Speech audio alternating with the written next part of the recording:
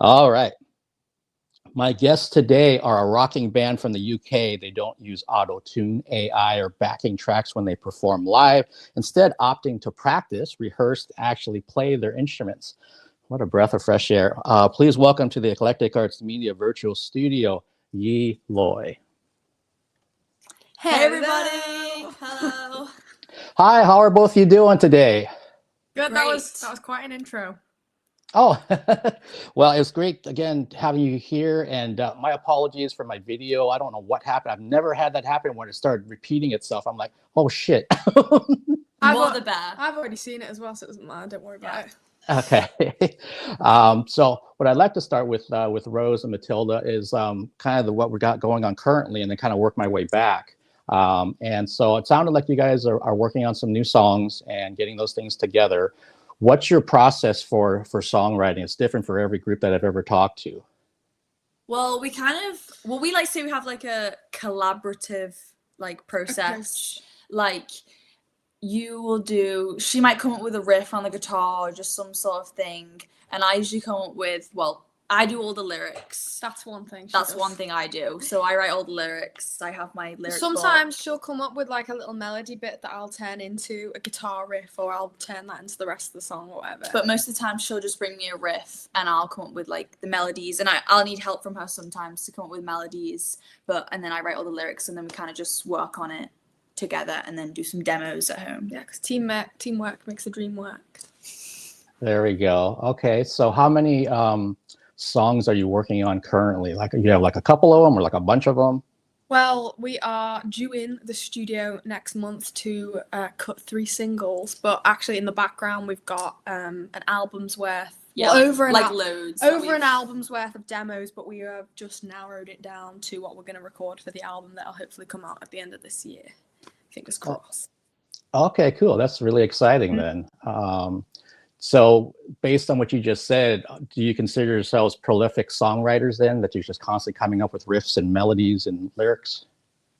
I think that I'd like you guys to think that I was a prolific songwriter, but everyone goes through dry spots, obviously. But yeah, but we're hitting a sweet spot now, though, as you can tell by the backlog of demos and that. So we're doing well. But we just come together and just... It's better when it's not forced. If we're not going, oh, darn it, we need to write new songs or whatever. So, yeah. Yeah, no, that's true. When you're under the gun, especially if they're like, hey, we have a release date on this day and you don't have anything ready, then it becomes like, shit, how are we going to get all this stuff together? And then I don't think the best stuff comes out of any artist at that point, when you're just like, you know. But with the songs that you're writing now, and that you, like you said, you've been demoing and going to be doing 3 singles in the studio, how do you figure out which of those of this group of songs that you figured these 3 are the ones that are going to be the first ones that we hit the studio with? They've got to be the most sort of reflective of us. They don't. I'm trying to make it make sense that we can tell if it seems a little contrived, and they've also got to be, especially for like the first 3 singles, they've got to be like a proper gut punch. They've got to give you what for, and then you got to listen to them and go, whoa, cool it, brother. So we did like a whole listen through like all the ones that we'd written, and then we would tallied them. We were like ranking them, and then we would write notes, and like one of them I was just like, damn, like that was my biggest. That was the only one. Just what I wrote. I was waxing lyrical, and she just wrote damn with like. And like we have to do that one. Pardon the language, but that's exactly what she said. Oh yeah, you can say whatever you want on here. So. That's cool that you have all these things. You go back and forth to kind of figure out what are the ones that are really standing out to me, what are standing out to you, and then where's that commonality there? And then these are the ones we're going to hit with. Cool. I go back to, I mentioned this before we went live, that I was in bands like back in high school and college, and then I did a little duo around town. We were just playing like 80s cover tunes just for fun. And even then, when we're trying to come up with a set list, it's like, well, I really want to do this song and this song. And I'm like, I'm not really feeling that song today. Can we not do that? Then we have to have a discussion back and forth. Yeah. And typically my singer would win because she's the one that had to sing the stuff. So. Exactly. You've got to try and attempt to have some kind of a democracy. But obviously, you know, I'm very adamant the singer goes about which ones I like. So But then you've got to say, like, you've got to give me a reason why that one's better than the one I've chosen. And usually it's not, it's because I said so kind of thing. So you've got to try and not do that in order to get the best out of it for the entire band, obviously. I agree with that. And a lot of times for me, it was like, if she was saying a certain song, I was like, do you realize we're playing a brewery and not a coffee shop today? So there's going to be a different crowd there. So we need more of the kind of raucous kind of stuff for this crowd. Mm-hmm. The more subdued stuff is over here. And then sometimes that would actually change her mind. So, oh yeah, I didn't really think about that. And other times she's like, I don't give a shit. I want to do this song more.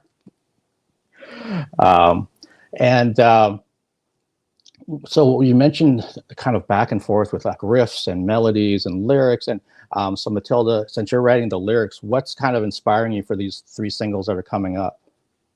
The ones I have coming up, it's kind of just very observational stuff, like things that I'm interested in like what's going on, like what I see, or it can just be a random idea. One's a story that stems from a sort of, it's kind of an inside joke with the family, but we created it. We played it live a few times, so it has been on our social media. It's called Down in the Bunker, and it's kind of a song about, this is the story song. So sometimes I like to write songs about made up characters, which our old song Ghost of Vegas is about too. Same kind of thing. And it's about a goth girl who kills her bully, and then she has like the dead corpse of her uncle in her basement, and all 3 of them go down and live there. It's how this one's mind works. I'm not really sure. So that's why I don't do lyrics. So that's kind of a crazy one.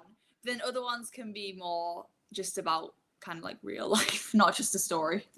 You know. So Matilda, if you're doing a song like you mentioned, where you're like creating a story and the characters and bodies in the basement and things of that nature, do you have an interest in horror things, or where's that kind of come from?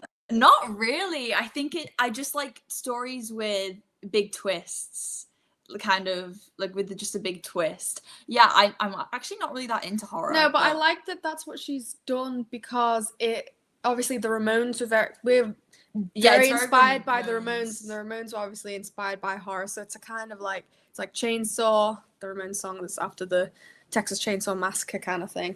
Even though she created that in her head, it wasn't based on a film or anything like that. So that's it. Okay, so it's just something creative that you came up with. Yeah. All right.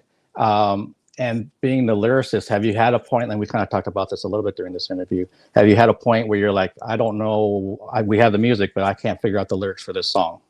Yeah, sometimes it's really hard to come up with, like, you have a really good, riff or like melody, and I just don't know what the song title is, what it's going to be about, and we just really have to like brainstorm and try come up with some good ideas, like concepts mainly. And yeah, eventually something clicks, and I go, okay, I can definitely do that, and then I'll just write loads. But it's all part of like the learning process of it, because actually I was listening to Nirvana doing Smells Like Teen Spirit the other day, and the like main part of the line where he's going a mosquito, an albino and stuff like that, he's just been like ad-libbing and tried to get that vocal melody and just done them random words that don't have anything to do with the song. And I realized, oh, you can do that.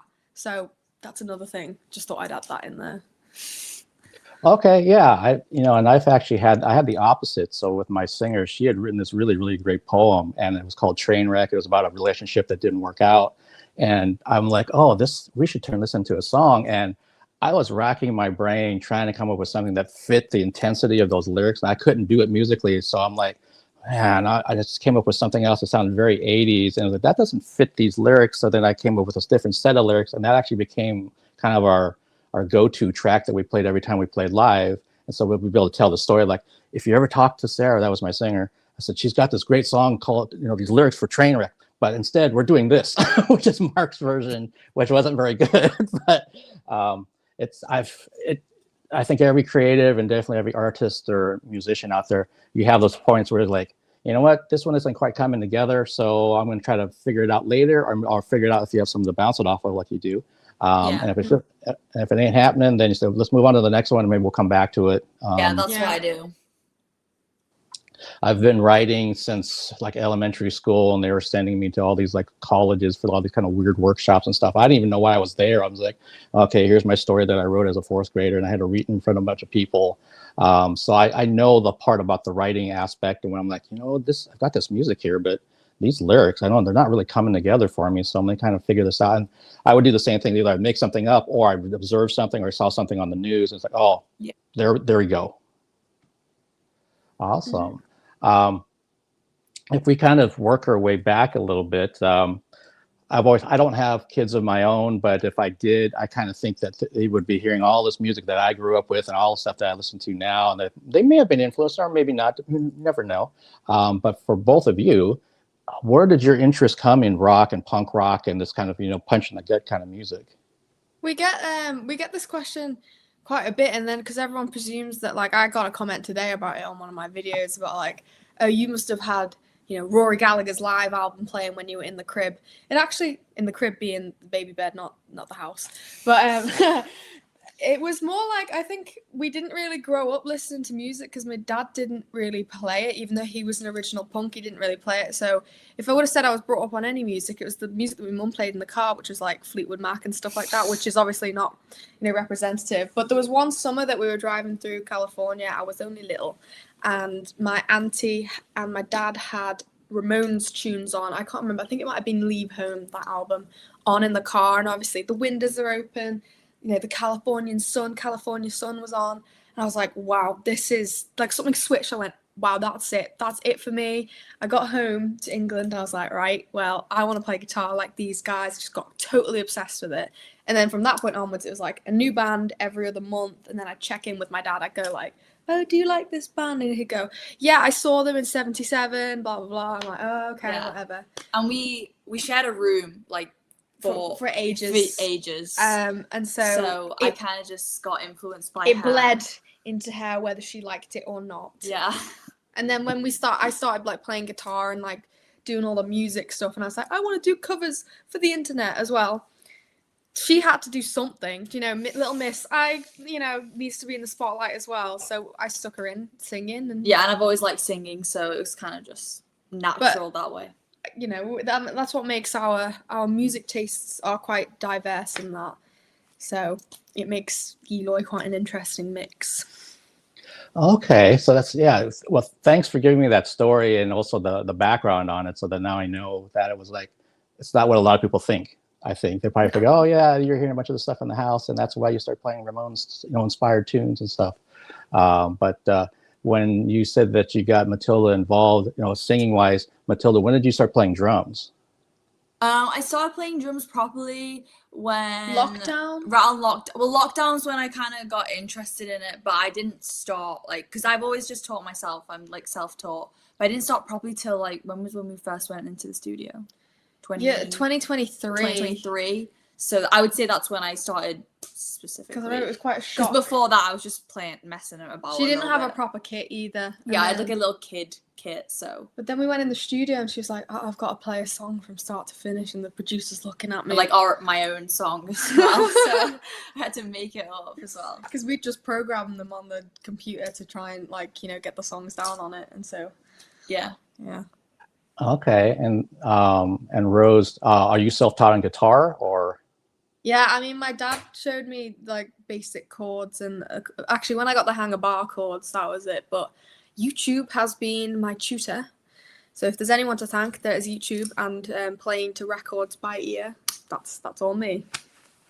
Okay, cool. Yeah, it's one of those things. When I learned how to play guitar, I wish I had YouTube around back then. There's so many things I've been able to find from it. Yeah, I know. It's been good for me because it means I don't have to answer to anyone. There's no one going, oh, why haven't you learned this, Rose? And because I'm quite lazy, I'd say, it's up to me. If I'm like not improving, that's my fault. There's no person rabbiting on a bit about like, oh, you're never going to get anywhere. It's up to me. Yeah, and I taught guitar lessons for a really short period of time, and I remember my two guitar teachers, one of them was really, really closed-minded, which I hated, because I'm like, well, I would like to learn this song, and he said, well, I don't really like this kind of music, but I'll learn it for you because you're paying me money. And then the second one was completely the opposite. He was so open-minded about every type of music and guitar player, and he had a poster on his wall, and he's like, if you can name every guitar player, I'll give you a free lesson. I got everybody but Andre Segovia. I didn't know who that was at the time, a classical guitar player. But I learned so much more from the second guy because he was like, "Hey, this is really cool. Let me try to figure this out for you." He also had played in a band that opened for Van Halen and a bunch of these bands back in the '70s and stuff. So he had stories.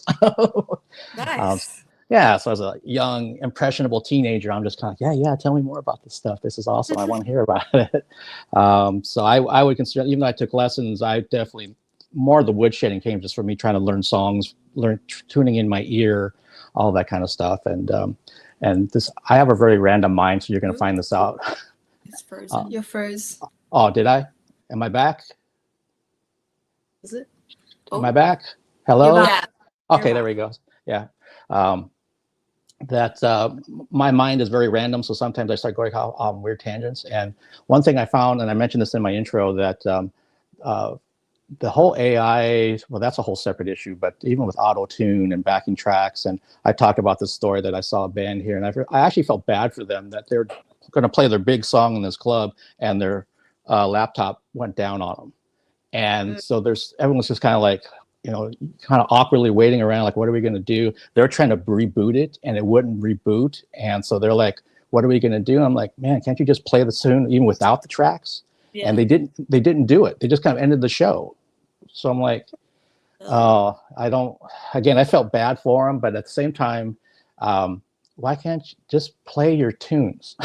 No, I know. I can't imagine being held back by that. I mean, the worst thing that can happen to us is the most high-tech thing that we've got going on is I use a wireless guitar pack.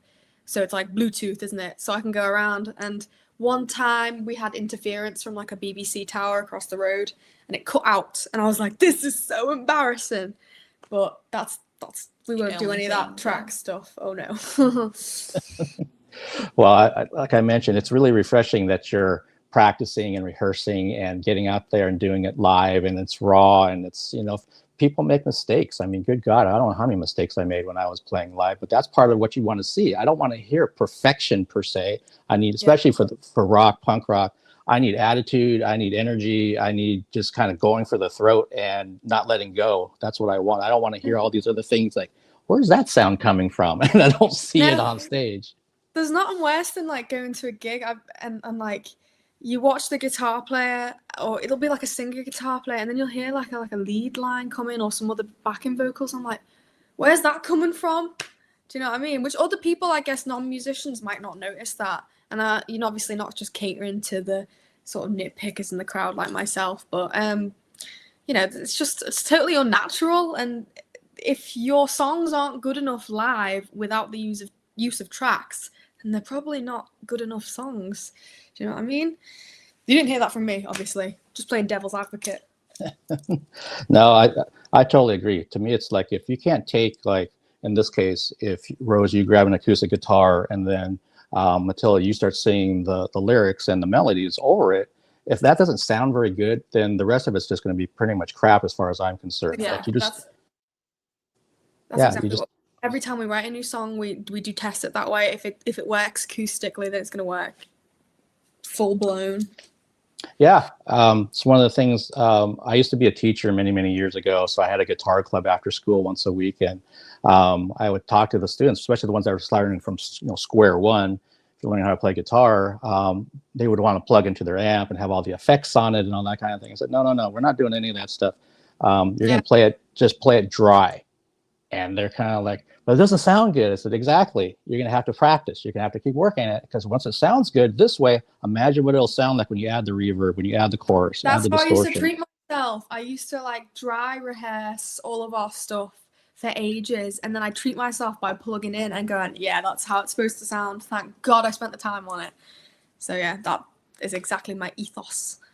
Yeah, and I love hearing that. Again, that's just, your foundation is so strong that way, and then it's just going to get bigger and bigger, and you're playing all these shows. And I saw that you were on tour with Adam Ant, playing in front of big audiences. So what was that experience like? Crazy. It was ridiculous, because actually. like before that, we just played small clubs. Small like hometown clubs. Like, and sometimes, most of the time, there was like, we were third on the bill. And then all of a sudden, we were supporting Adam Ant. We were in different like cities all over. across the So we got out of country. Liverpool, and then we were doing like 1,500 to 2,000 capacity nights that were most often sold out. Plus with Adam Ant, which was ridiculous because we were like jet lagged, and we were in an airport in Heathrow. And then my mum just texted me. No, she didn't text me. She got the phone call, and then she came up to me and she goes, "What do you think of Adam Ant?" And I thought she was having me on, because I was like, he's always been my sort of like guilty pleasure. I went, I actually quite like him. I was expecting her to go like, "Oh, he sucks," or something like that.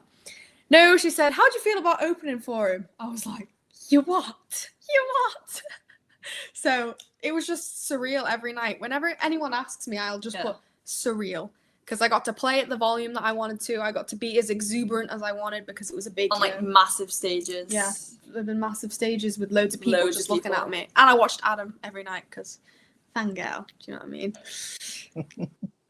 That's got to be such an amazing opportunity. And like you said, it's so surreal. Like, I can't believe I'm on the stage where Adam's going to be in, an hour from now. Yeah, exactly. Oh man, it reminds me a little bit of as a concert photographer, I've been lucky enough to be in the photo pit sometimes, and I'm looking up at the stage. I'm like, I remember when I was 12 years old in my parents' basement listening to Judas Priest or something, and then here's Rob Halford right in front of me, and I'm taking a picture. It's like the weirdest thing. It's so cool, but at the same time, you have to kind of pinch yourself. Like, is this really happening? Really weird. Yeah. Did you get a chance to talk to Adam, like, off stage and that kind of thing? Not that much. We kind of kept out of his way quite a bit as a respect thing. But every time I met him on the first night, actually. I'd just come off stage, and I get really worked up. I'm all sweaty. I don't know where I am. I come off stage, I was like toweling myself dry. And then one of the tour reps came up to me and was like, "I'd like to introduce you to Adam." And I turn around and he's there in his full makeup and his hat. And I went, "Whoa." And he came, he was like, he's quite reserved. And he came to me to like, I think he was trying to like kiss me on the cheek or whatever, and I just like pulled back because I was like, respect, man, and shook his hand. And then at the end of the tour, he thanked me. At the end of the tour, like, we'd see him around when we were packing up our stuff after our set, and at the end of the tour, he thanked all three of us, and we took our picture and everying. Yeah, it's just it was really nice. So it was really good. But I didn't bombard him with the like, "I've got all your albums" kind of thing. I'm sure he's heard that many times. It's hard not to, fanboy or fangirl around somebody that you are a fan of and you're on tour with. Yeah. Holy crap. I've had the same situation. Again, I'm in my mid-50s, and sometimes I get a chance to meet somebody or get to interview them in person. I'm kind of like trying to be professional and trying to be a certain way, but the inner part of me is like that little 12-year-old kid going, "Ah!" No, I know, because when Adam had we started to walk away after I'd met him that first time, the tour rep turned to me, I just went like this. Yes. That was it. I would have been doing the exact same thing. That's very cool. What's something that you feel that you learned from doing those shows? So as a band or as being on tour, is there one thing that kind of you took away from that? Just kind of the whole process of working with so many people involved in like setting up a show every night, like getting in there and having to like set up all my kit and things like that, and just I don't know, just being part of that whole machine, I don't know how to explain it. Mine was like, I always have a good time, but it was just more like get into the groove of it, just have as much fun as you possibly can, don't worry about it. And that's it. That's pretty much. It was more like, it was less of a what was I learning, and it was more about every night I was like, I can't believe that you're paying me to do what I've always wanted to do. I'm like, well, I don't know why I'm here, but there you go. I get to do that every night. Very cool. That sounds a bit like the second guitar teacher that I mentioned. This is, again, back in the 80s, and he was telling me about when they were first on tour that he's talking about moving equipment, and me being like, I don't know, 13 or 14 at the time, I was headed in my head of like, tour buses and roadies and, all these people. I didn't realize, like, when you're a smaller band starting out, that you might be lugging your own gear and you don't have a tour bus driver. You don't even have a tour bus, you're driving around. Yeah, no. We were cramped up in the back of a van. And we didn't stay in hotels that much. We worked out that it was cheaper and much better to drive home after most gigs and like be in our own beds and that. So I'd wake up with a sore neck and all this stuff. And Tilda is unfortunately the drummer.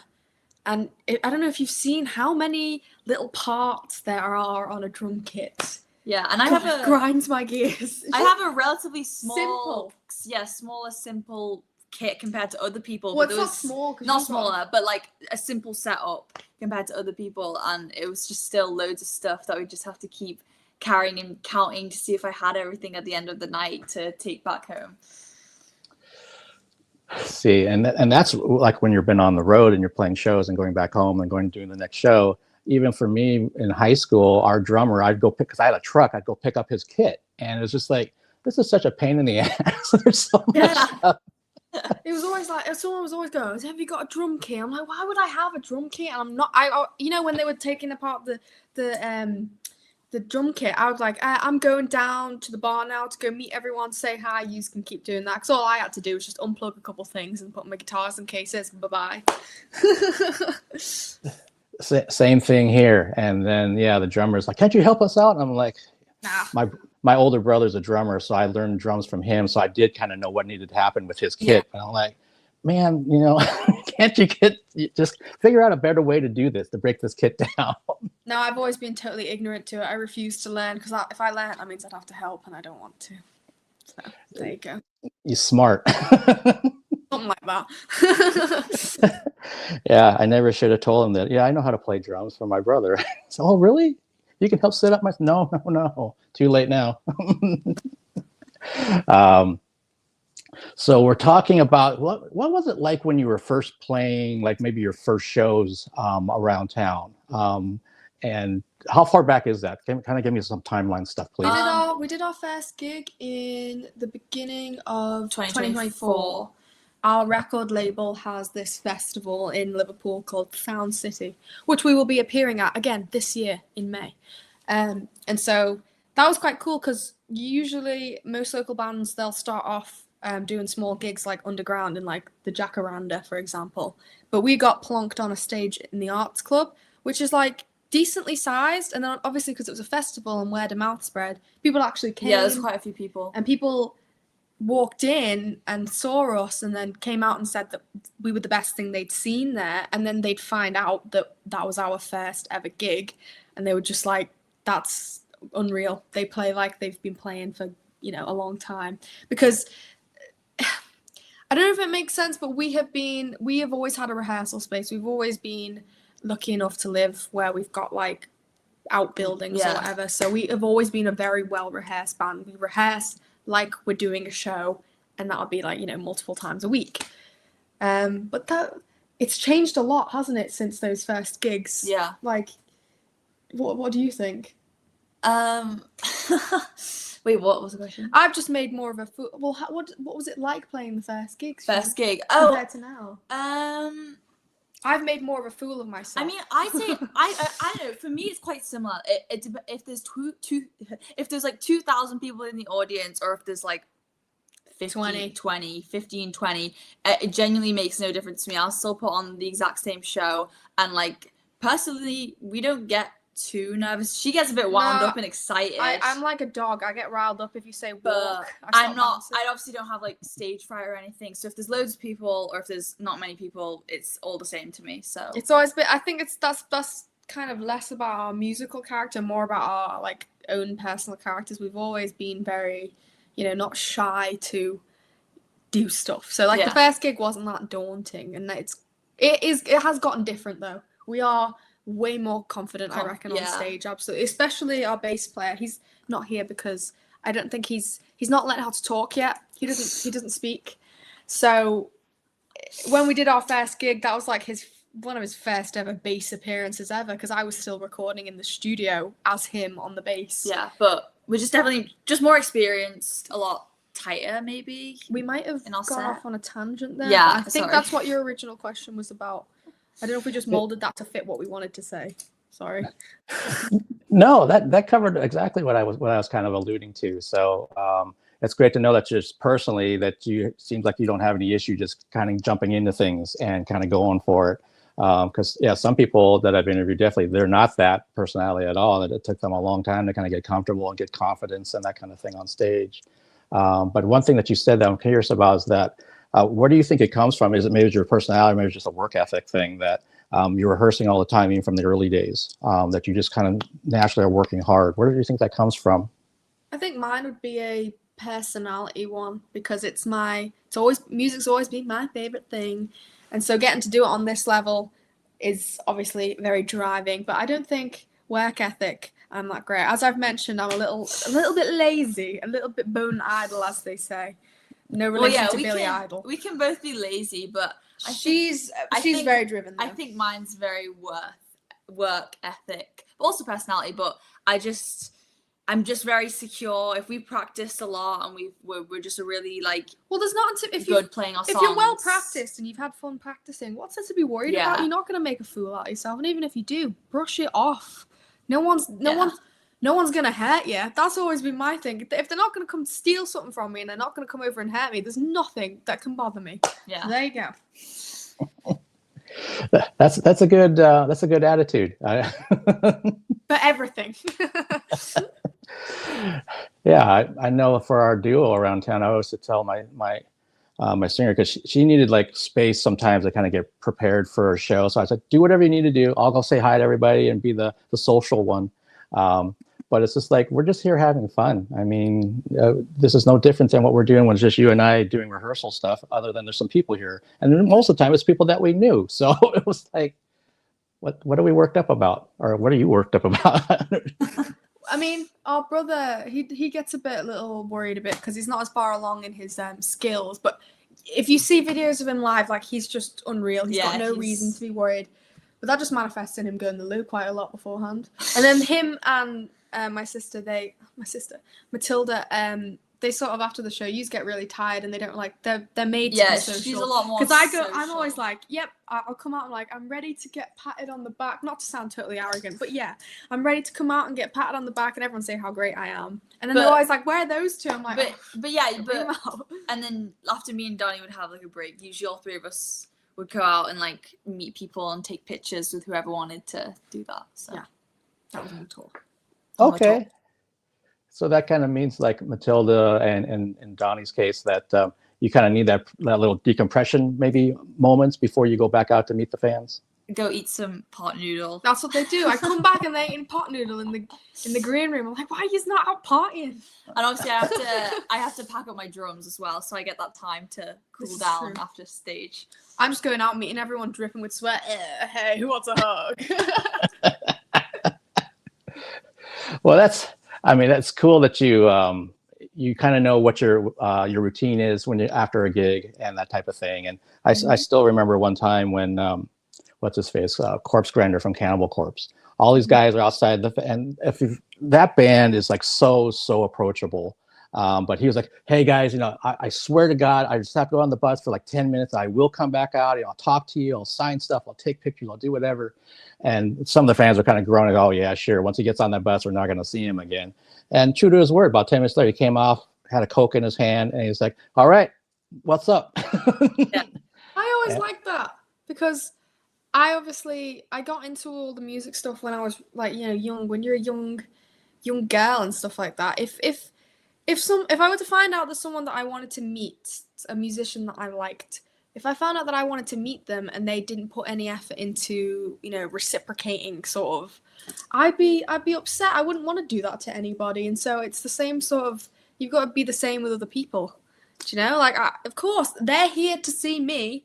The least I can do is, go out my way and say hi, shake hands or whatever.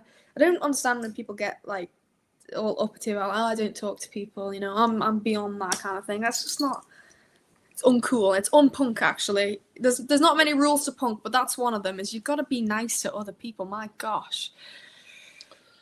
Well, I love that attitude. I hope you carry it through your entire career. And I'm evil, but yeah. Yeah, find out 20 years from now, you have security and you're Fortune has me hiding like this. I just had this weird memory of Tuomas from Nightwish, the band from Finland.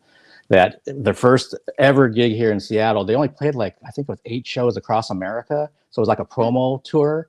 And he was kind of trying to sneak through everybody to get to the tour bus. And me being where I was over by the tour bus. So he had to get past me. And I'm like, he had his hat on and everything.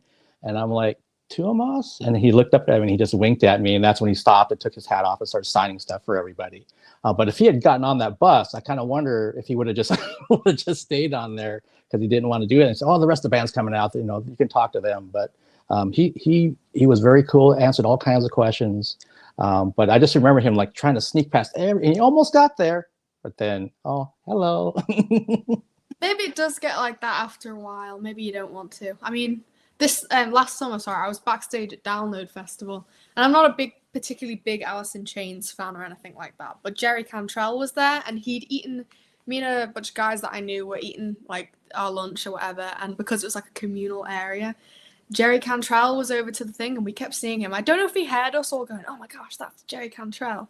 And then we were sat outside then later by his sort of trailer, and he was stood outside that. And then because all the rest of the lads were like, "Oh, he's not going to want to speak to us probably. You go, Rose, because, you know, young and nice or whatever." Didn't come from me. And then I walked over to him, and he just completely blanked me. He actually turned his back on me. I was like, "Oh, well, you know, have a great day." And he just went, I'm like, "Oh, good day to you too, Jerry." So I don't want to ever be like that. That's so, it's just so... Ugh. Yeah. That sound, that expression of ugh, that's that's unfortunate that he behaved that way towards you and the other people that you knew back there. That to me comes down to being it really shows what kind of person you are, even beyond what you do for a living as a musician. It's like, you know, everybody has a bad day and that kind of thing, but man, when you do that kind of shit, especially if you're backstage, it's not like you're out there with, you know, 20,000 fans. You got all the for all he knew, I was actually just some punter backstage, but I wasn't, you know. That's where like all the musos are meant to connect, man. This is gonna get me cancelled probably, isn't it? See, it'll be like, young girl slanders Jerry Cantrell. Do not make that the clickbait or anything. It is interesting that he's the one that came up and I'm in Seattle. I know. And I do not know him. I've never met him. I think, did I ever even see Alice in Chains? I don't even think I ever saw them live. I wasn't huge into the grunge thing when it was happening around here. I was in college at the time. But I have seen Pearl Jam, and I've seen I saw Soundgarden before they were anybody. Saw Mother Love Bone, which is early Pearl Jam. But never met any of those kind of guys. And I remember, that's right, Kim Thale was kind of an asshole. I remember him from Soundgarden. And it's really, it's like you said though, Rose, it's unfortunate when you meet somebody and they behave that way. Even just like a quick, hey, hi, what's up, you know, fist bump, whatever. But to be like, just like being a dick. Yeah. I mean, it really doesn't take that much effort. He turned his back on me, and I was just there with like a drink, and it was sunny outside. Hello, just being nice and hi. No, not having it. So. Well, I'm glad that you guys are a complete 180 from that. So keep that up. Well, and also, I mean, how many bands have I seen in clubs here? And almost all of them know that somebody, if not the entire band, will eventually be at that merch booth. I mean, it just kind of makes sense that people want to talk to you, or they want to get a picture, an autograph, they might want to buy something. Then they have a personal connection to you. So the next time you come to town, they're going to maybe bring some of their friends. And that's how it works. Mm-hmm. That's how it works. Or at least supposed to. How do you, and you kind of mentioned like with Donnie, that has it kind of been something where he's found his role and he just loves where he's at in the space of the band, and like this kind of thing, like press, and he's like, you know what, you two talk about this. I don't want to be a part of it. Yeah, he's definitely like that. He's just happy going on stage, and he gives it his all. Like we were shocked. Like he just came up with he'd just go on stage and he'd be going crazy, and I'd just look out the corner of my eye. Like when we first started playing, I was like, what the heck? Where did that come from?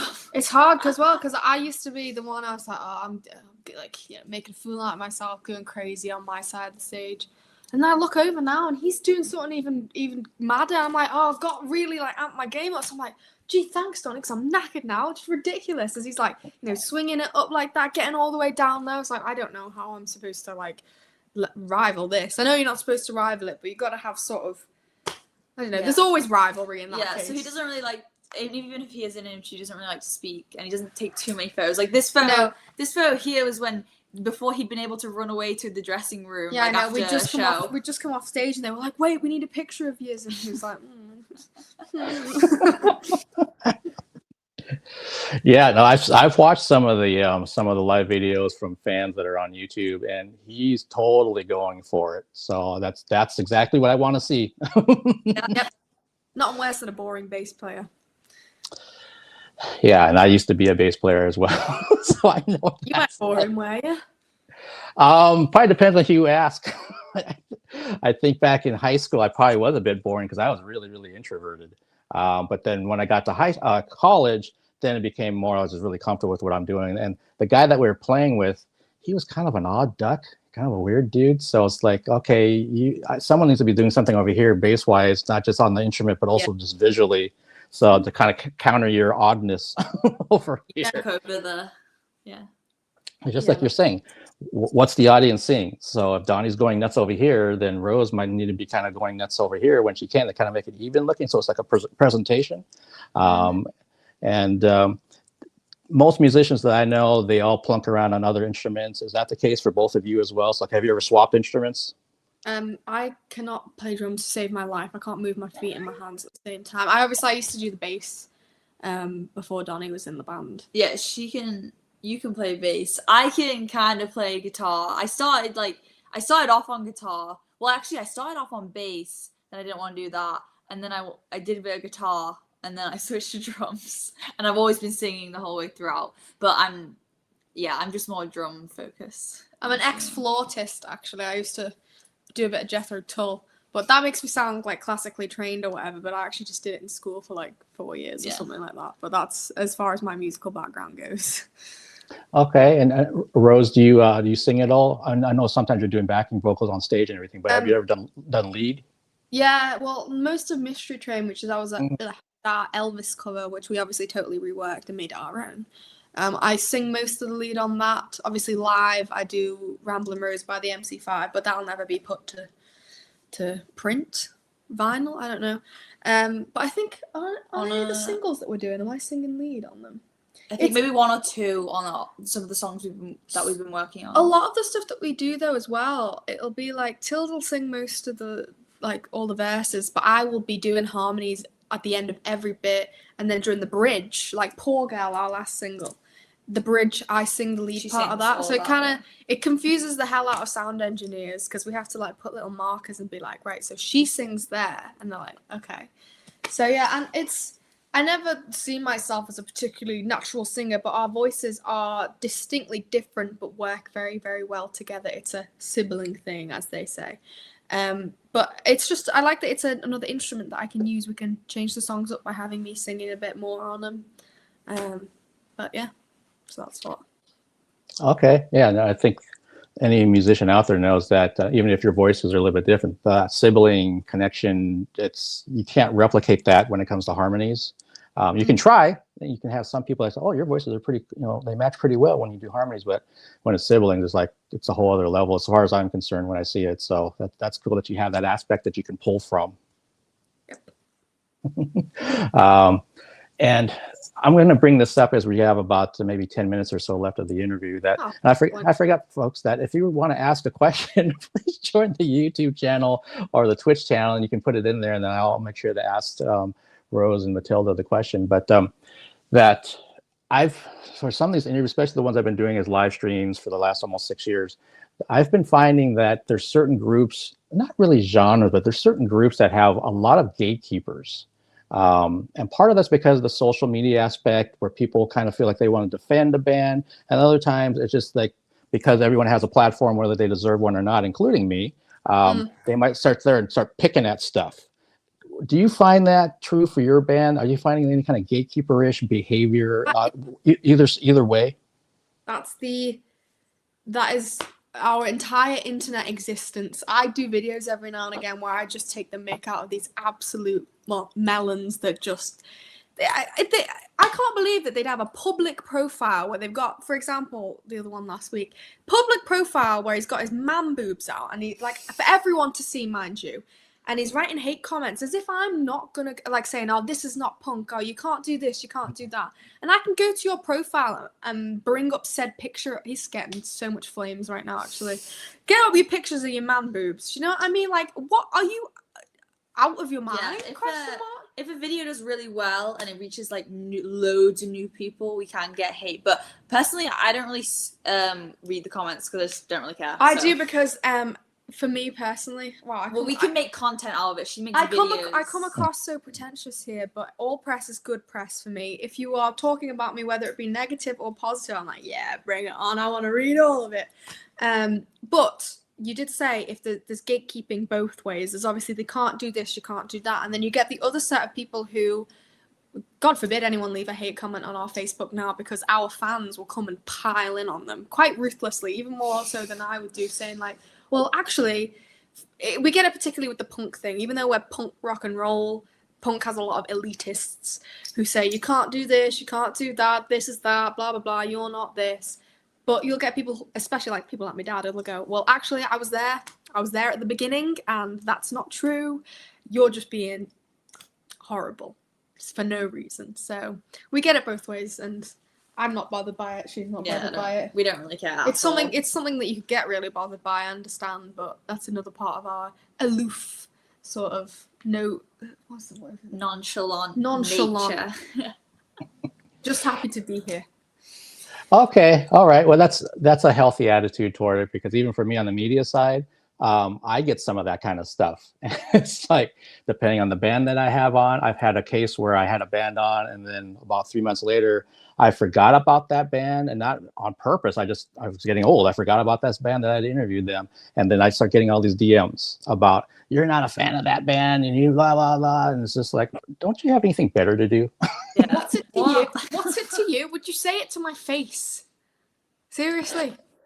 Yeah, I've talked about this story, and I'll make it real quick. So one person was one of these people that gave me a bunch of shit. And then like a year and a half later, the actual band that I was talking about was coming to Seattle for the very first time. So I posted to help promote the show. Hey, they're going to be here on whatever day and whatever month that was. And this same person, a year and a half later, came back into my DMs to say, oh, so now you remember them. And I'm just like, what kind of life do you live? I actually was laughing about what is it to you? Oh my God. Oh, sorry, that'll drive me mad. What a sad life that you remember that and have time to do that. Yeah, exactly. I'm like, man, I mean, this is one instance of probably like hundreds that this person is like looking for, reasons to be upset and to sit there and poke at people. I'm like, you should really kind of get outside more or do something. We've got ones like that where they'll find a thing, almost like every video, and then we'll block them, because it takes a lot to get us to block them. But there's a certain point where it's like, if you're spewing such horrible stuff, it's not good for, no matter how sort of aloof I may seem, like, reading the same thing over and over again, it's not going to get to me, but it's just like, I just can't be bothered seeing this anymore. And other people, it's not nice for other people to see. You don't want to come onto a video and see like horrible, you get horrible racist and misogynistic stuff like towards us. I'm just thinking that's just not nice for anyone to see. But they'll come back, and then we'll block them for that reason, and then they will come back again with a new account. Or they'll find you on a different platform, and it's like, what are you doing? That's just madness. That's got to be some kind of, what is it, like reverse psychology, sort of like, oh, I'm obsessed, but in a bad way. Oh, I just have to get to these girls. You know what I mean? Just, ugh. It is. It's a weird parasocial obsession for some fans. Yeah. Like they can't leave it alone. Again, even for me, and I'm not this huge media outlet, but it's like, just move on to the next thing. There's like literally millions of other things you could be watching, listening to, whatever. But instead, you decide to take, I don't know how long. Somebody on my YouTube, this was back in 2021, left this huge ass long like dissertation about how they didn't like the guests that I interviewed, not me. No, it's just mad, because they come up with all sorts of like predisposed ideas about the fact that, oh, we can't do this because we're like, because you're a young girl, or you're English, or oh no, the new thing at the moment, their favorite thing at the moment is that we are we're not really sort of in touch with our Asian heritage. I understand what the band name is and all that, but we are English girls, so that's how we were brought up. That's how we were raised. But there's loads of people going on, and that's the way of categorizing us. The most important attribute is the fact that we're Asian, so we can't do this, or you should be doing that, or do you know what I mean? Or just seeing us for that, and it's just, it doesn't upset me, but it does get me riled up. I'm just like,